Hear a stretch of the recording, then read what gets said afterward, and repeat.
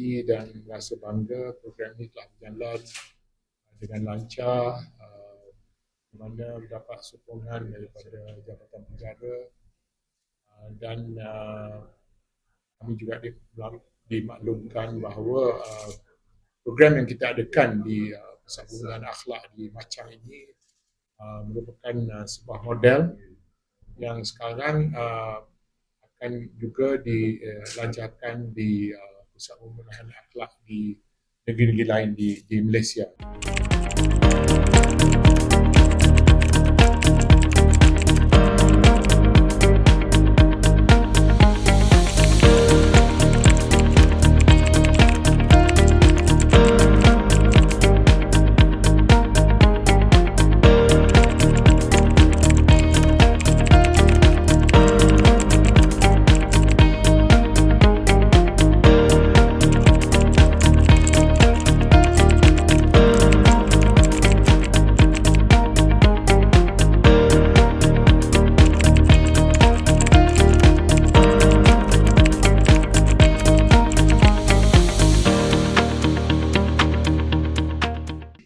Sekarang kita ada sampai 277 pelajar tahfiz yang mengikuti program ini.